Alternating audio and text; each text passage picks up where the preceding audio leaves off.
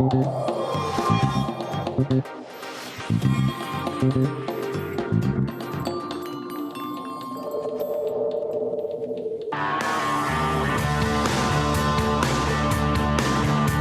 de una semana los argentinos vamos a poder ver de cerca a los grandes líderes mundiales que convergen en Buenos Aires para la reunión del G20.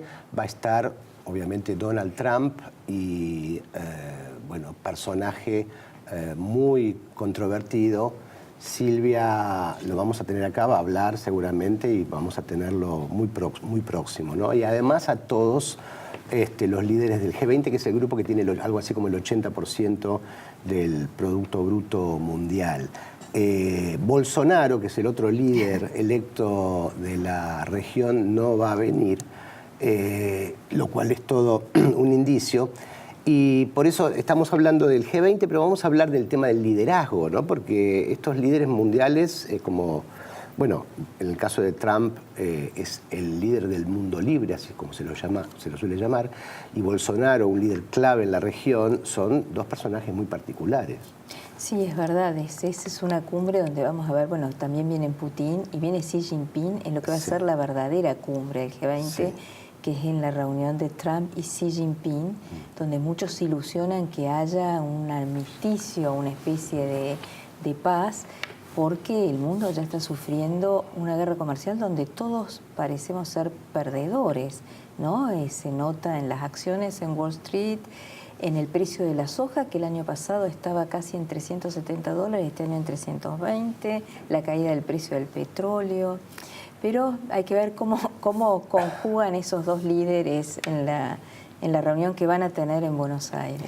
Bueno, vamos a aprovechar que para hablar de este tema que hoy está con nosotros Ernesto Jargrowski, él es rector saliente, ¿verdad?, de la Universidad Torcuato Di Tella, donde estuviste dirigiendo esta institución, que forma dirigentes, ¿no?, de alguna manera.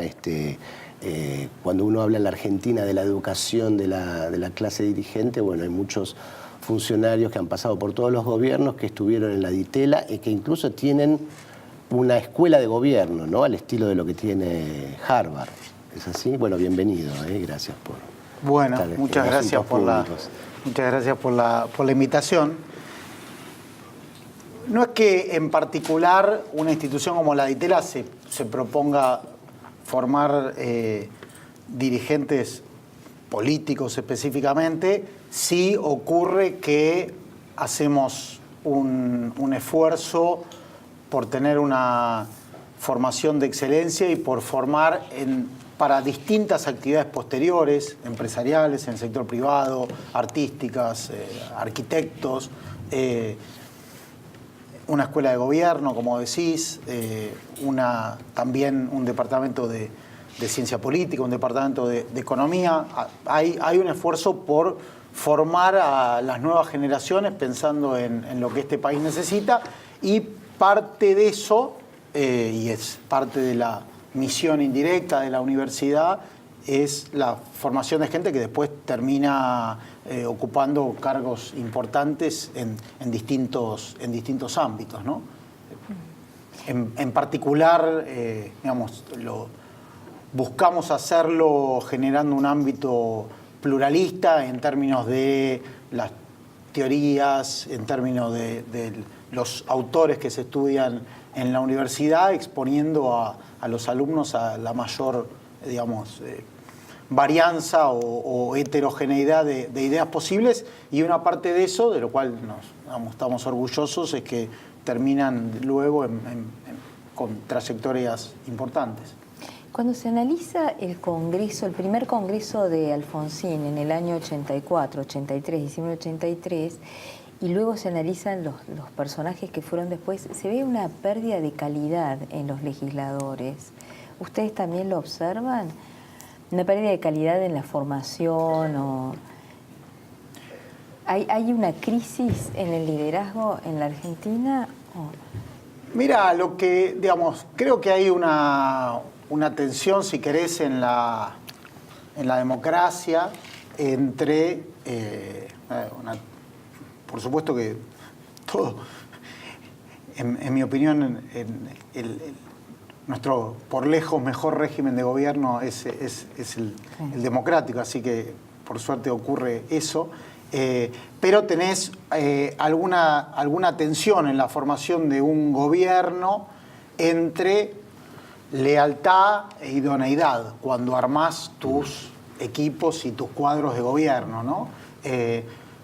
Creo que en una cantidad de cargos, obviamente que el que tiene que armar sus equipos tiene que tener una lealtad importante y después hay que tener un requisito de idoneidad. Y hay momentos de la historia argentina o de la democracia argentina donde, en mi opinión, se prioriza fuertemente la lealtad sobre la idoneidad. Volviendo a tu punto, Pablo, sobre una escuela de gobierno, tener una escuela de gobierno es tratar de pensar en formar cuadros idóneos, ¿no? Yo creo que un déficit grande, muy importante de la Argentina, no lo digo con respecto a los países del primer mundo, con los cuales es fácil sentirse en déficit, sino con respecto a los países de la región, a nuestros, digamos, a nuestros vecinos directos, es que tenemos, en mi opinión, en el Estado un nivel de empleo público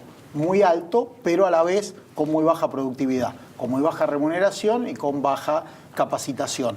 Uno querría tener en cada uno de los organismos públicos una burocracia mejor entrenada, mejor pagada. Y escuelas de gobierno deberían poder contribuir a eso, a tener cuadros técnicos idóneos, independientemente de que después el juego de la democracia, obviamente, que lleva una rotación en los cargos políticos, ¿no? Hay una especie de desprecio de los dirigentes políticos a los que llaman los tecnócratas, los burócratas, ¿no? Entonces viene cada uno con sus equipos y hasta que aprende cómo se maneja el Estado, pasa tiempo y eso trae problemas, ¿no? Y tienen un montón de traspiés. Creo que este gobierno es un caso, ¿no? O sea, sí. El gobierno anterior también. O sea, cada uno que viene hasta que aprenden dónde tocar los timbres y cómo funciona, porque vienen muchos del sector privado, no saben cómo funciona. Esto es ya endémico en la Argentina, ya es una, digamos, no tener una formación de cuadros del Estado que, bueno, cambian los políticos, pero la burocracia estatal es sólida y sigue manejando el Estado eficientemente. ¿Por qué no ocurre esto? Creo que, digamos, que hemos priorizado fuertemente la lealtad sobre la idoneidad. Eso se mezcla también con que en la medida en la cual tenemos crisis recurrentes, digamos, tenemos una frecuencia, digamos, de crisis frente a las cuales, frente a demandas que los gobiernos, independientemente de su color político, demandas de nivel de vida de la sociedad basadas en una imagen de una Argentina rica que los gobiernos no pueden satisfacer. En la medida que eso pasa, a lo que recurren los gobiernos para satisfacer esa demanda es muchas veces a un gasto público que excede las posibilidades de la economía, que después se traduce a veces en inflación, si es vía emisión, a veces en endeudamiento externo, si es vía deuda, a veces en suba de impuestos, todas cosas que luego afectan a su vez el nivel de actividad. Hoy tenemos las tres cosas juntas. Hoy tenemos las tres cosas juntas, pero que luego los déficits, las demandas no satisfechas de la sociedad, por ejemplo en el empleo privado, se suplen con empleo público. Entonces hemos terminado con, como decía antes, mucho empleo público mal pagado. Ese empleo público mal pagado no atrae, a su vez, o no sostiene buenos cuadros, independientemente de momentos en los cuales con un ímpetu republicano hay un grupo que va, pero eso es difícil de sostener. Y volviendo a un punto que hacías antes, Silvia, mencionando la guerra comercial potencial entre China, Estados Unidos, digo, por dar un ejemplo, un área crítica donde uno querría una burocracia muy bien formada es en las áreas de comercio exterior. Lo digo eso solamente como un ejemplo, pero son lugares donde hace falta un conocimiento técnico muy específico, hace falta un conocimiento histórico para pensar en ese contexto cómo aprovechar oportunidades. Quizás ese enfrentamiento comercial entre China y Estados Unidos puede ser también una oportunidad, así como hace falta sentarse en la mesa con la Unión Europea y adentro del Mercosur para ver si ese conflicto entre China y Estados Unidos abre oportunidades a Europa, pero digamos, cada una de estas cosas, y podemos hablar lo mismo en distintos ámbitos, requiere una burocracia más estable, mejor pagada, y que no cambie en cada gobierno, ¿no? Claro. Hubo un intento, también en la época de Alfonsín, de una escuela de cuadros públicos. Y sin embargo, bueno, después no... El INAC, ¿no? Era el INAC. Claro. Sí, fracasó. Después discontinuó y Claro. fracasó. Se ve que es difícil realmente sostener, ¿no? Sí, algunos de esos no son fracasos completos. Esa, por ejemplo, después, con alguna metamorfosis se sostuvo después me acuerdo en la gestión de Cavallo al comienzo del gobierno de Menem, también con una escuela de formación. Son instituciones que siguen existiendo y que siguen capacitando, solamente que sí, son esfuerzos que por ahí no se sostienen en el tiempo o que se mantienen, pero no en el volumen, en la perseverancia. Claro. Pero a esto creo que, digamos, todas las universidades del país podríamos tratar de contribuir en la dimensión de la idoneidad y de la capacitación. Después, digamos, tienen que ser ámbitos plurales donde la gente tome distintas preferencias, eventualmente políticas, pero sí, digamos, necesitamos seguro un Estado con mayor productividad. Cuando uno mira la economía argentina y mira sus déficits de productividad, si vos pensás en lo que es el tamaño del Estado, es imposible que nuestra economía aumente su productividad si no aumenta la productividad del Estado. Simplemente porque si tenés un 45, un 50% de la economía con cierto nivel de productividad, eso te arrastra el promedio, ¿no? Inevitablemente. Bueno, en el bloque que viene seguimos hablando de estos temas muy centrales para la Argentina. Ya volvemos.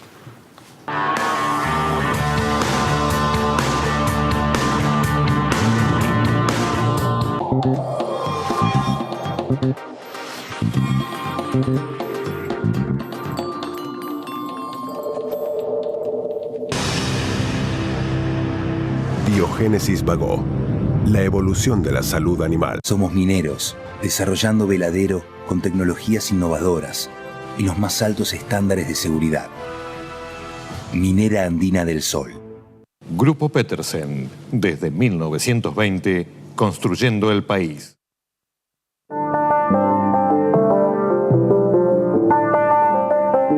Con el celular o la computadora, podés consultar y pagar tus boletas de inmobiliario, automotores y embarcaciones. Elegí digital. Tus impuestos ya no necesitan papel. ARBA, Buenos Aires, provincia. A veces para ganar, más vale jugarla de callado. Bueno, estamos transmitiendo en vivo en el caballo de madera por entrada Troya. Bueno. Que un like no cambie tu historia. Os de Neo, seguí tu plan. Para cada uno, crecer es algo distinto. Lo importante es tener quien te acompañe. Banco Ciudad, te quiere ver crecer. Camus y Gas Pampeana y Camus y Gas del Sur conforman la mayor distribuidora de gas natural de la Argentina en términos de volumen, brindando un servicio de calidad en las provincias de Buenos Aires, La Pampa, Neuquén, Chubut, Río Negro, Santa Cruz y Tierra del Fuego. Más información en www.camusigas.com.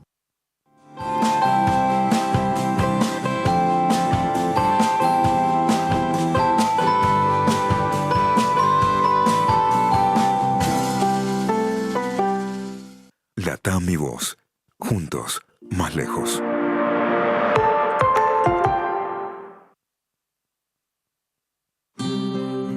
Cuando elegís papel Ledesma, elegís un consumo responsable. Porque nuestro papel se elabora a partir de la caña de azúcar, un cultivo renovable año a año. Elegí Ledesma. Elegí cuidar el ambiente. ¿Sabés por qué la esperanza de vida es cada vez mayor? Porque junto a la medicina, los medicamentos contribuyen a que cada día más personas vivamos más años, con mejor salud. Silfa, los laboratorios argentinos. Dow Semillas evolucionó y ahora es Brevant. Somos esa respuesta rápida y simple. Somos el distribuidor, nuestro equipo técnico y vos. Brevant, somos nosotros.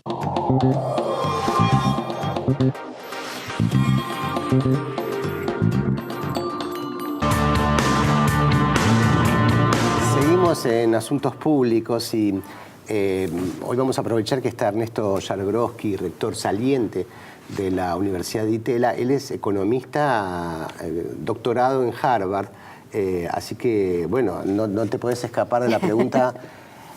Más allá de la coyuntura, digamos, la orientación general de esta política, tuvimos un nuevo experimento que aparentemente ha fracasado. Ya la Argentina es un gran laboratorio de políticas económicas y ahora vino el de las metas de inflación que no anduvo y ahora se cambió. ¿Cómo ves estos cambios de hablando de los dirigentes, ¿no? y los intelectuales que vienen cada uno con su librito, dicen ahora yo pruebo mi receta, ahora me toca, ahora soy keynesiano, ahora soy monetarista y vamos, el péndulo sigue moviéndose y no para, ¿no? Porque ahora se supone que después de los monetaristas vendrán de nuevo los keynesianos, ¿no? O sea, ¿cómo se sale de este círculo?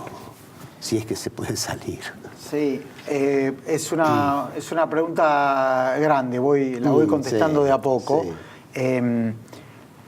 Creo que, en primer lugar, es complicado hacer política y hacer política económica en la Argentina. Sí. Creo que es una sociedad con enormes tensiones redistributivas, donde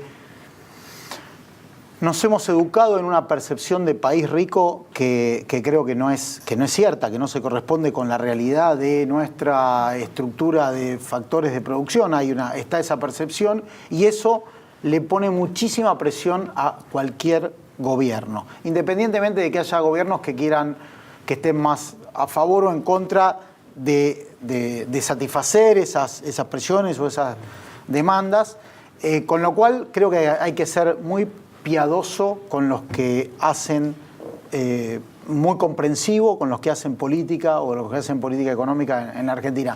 Yo vengo de una experiencia de gestión en una institución muchísimo más pequeña como es una universidad y es complicado gestionar, en la Argentina y es complicado satisfacer las demandas y las expectativas de todo, digamos, una sociedad más grande o más pequeña. Y además porque este país tiene una cultura macroeconómica muy alta, o sea, el argentino piensa en términos reales, reacciona instantáneamente, ¿no? 1,5 millones de personas compran dólares, o sea, estamos hablando de que sos ministro de Economía de un país de 44 millones de ministros de Economía, es ser complicado. Sí, y con una performance en términos relativos con respecto no solo al mundo, sino a la región, muy pobre en las últimas décadas, con lo cual estamos en un proceso de decadencia relativa en el cual estas múltiples presiones de la sociedad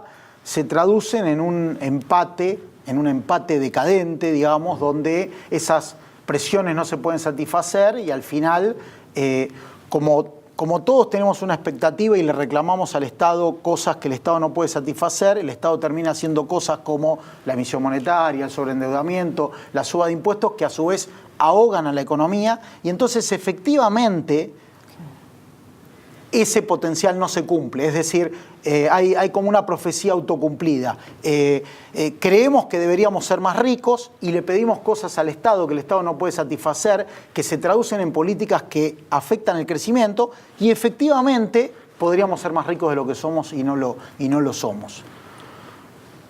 Viniendo más al presente, digamos, yendo a tu pregunta, hubo una estrategia del gobierno que a mí me parece, digamos, la comprendo perfectamente, que fue la estrategia del gradualismo, la estrategia de ir resolviendo algunos precios relativos y el peso del Estado en la economía en forma gradual y, mientras tanto, recurrir al endeudamiento externo mientras se resolvía muy gradualmente un déficit externo y un déficit fiscal.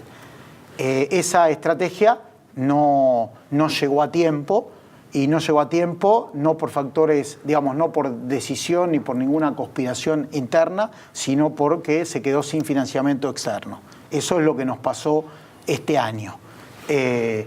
Y entonces tuvimos, digamos, ese gradualismo no pudo seguir a esa velocidad y por lo tanto lo que tuvimos fue una devaluación muy importante y recurrir al Fondo Monetario frente a la imposibilidad de financiar ese déficit fiscal voluntariamente en los mercados y un aceleramiento de la reducción del déficit fiscal. Esto, en una economía como la Argentina, lleva a una recesión como la que tenemos. Al mismo tiempo hay dos fundamentals, lo llamamos, o, digamos, lo llamamos los economistas, o digamos dos aspectos importantes de la economía que facilitan un crecimiento futuro. Uno es la devaluación, porque teníamos un tipo de cambio atrasado, y el otro es la reducción más acelerada del déficit fiscal. Hasta que eso se traduzca en un crecimiento, pasa un tiempo, ese tiempo es un tiempo con caída del salario real y de los ingresos y de recesión como tenemos ahora, y eso va a llegar el año que viene en un contexto de incertidumbre electoral, lo cual probablemente haga que decisiones importantes de inversión, por ejemplo, esperen a ese momento. Esa es la situación actual. ¿Qué es lo que, digamos, signos positivos? Hay signos positivos de aumento de exportaciones y de potencial aumento de exportaciones en una serie de sectores. ¿Qué es, en mi opinión, lo que debería tratar de hacer la Argentina? Volviendo al punto del comercio exterior, nosotros tenemos un problema secular de una dificultad de ser competitivos internacionalmente y de venderles productos al mundo. Una parte de eso tiene que ver con déficit productivos nuestros, otra parte con proteccionismo y con problemas en la apertura de mercados. Sería bueno aprovechar cosas como el G20, aprovechar una buena voluntad internacional para tratar de abrir mercados. Necesitamos tener una economía más abierta, lo cual requiere esfuerzos propios principalmente y negociaciones internacionales donde algunas podrán ser, digamos, algunas deberían ser en el Mercosur y otras son cuestiones que muchas veces son pararancelarias, digamos, hay una serie de barreras que muchas veces son barreras políticas que aparecen como barreras sanitarias o como barreras de otro tipo, pero ahí es donde debería haber un esfuerzo fuerte para que parte de esa futura reactivación venga del lado de crecimiento de exportaciones. Pero esto, como decía, en un contexto donde hay una incertidumbre política que va a tardar un tiempo en despejarse. Y digamos, a la propia incertidumbre política de acá se agrega Bolsonaro. En los minutos que nos quedan, ¿cómo ves el fenómeno Brasil? Por un lado, me imagino que como eso resuelve un empate o una incertidumbre política que ha tenido durante muchos años Brasil, desde la crisis de Dilma y el gobierno de Temer, me imagino que va a ser positivo en términos de una reactivación que empuja la demanda de nuestros productos. Y después la otra gran incertidumbre es qué política va a tomar con respecto a Mercosur el gobierno de Bolsonaro. Hay algunas expresiones recientes de algunos de sus futuros funcionarios. Creo que es un momento en el cual si Brasil replantea su política en Mercosur, Argentina tendrá que replantear su política con respecto a Mercosur. Lo que sí tenemos claramente es un problema que no hemos logrado resolver en la apertura de mercados. No nos vamos a poder desarrollar como país con la pequeña apertura de nuestra economía y el pequeño volumen de nuestras exportaciones. O sea, si yo tuviera que pensar, no en la solución, porque no la tengo, pero en los dos problemas principales que veo de nuestra economía son qué le podemos vender al mundo y cómo podemos resolver esta tensión interna permanente que nos lleva a déficits fiscales. Ahí es donde, volviendo de vuelta al punto de las elecciones, Creo que hay que saber manejar que un proceso electoral como el que vamos a empezar a vivir lleva a una polarización política, pero después gobernar requiere un trabajo conjunto y requiere una cantidad de cosas. Entonces, tiene que lograr convivir en nuestra democracia la polarización de la competencia electoral con el trabajo conjunto el día después de las elecciones. Ese es un dilema difícil de resolver. Bueno, pero ojalá que algún día podamos hacerlo. Lástima que se nos acabó el tiempo. Gracias, Ernesto Jablonski, por estar esta noche, y a ustedes esto fue Asuntos Públicos.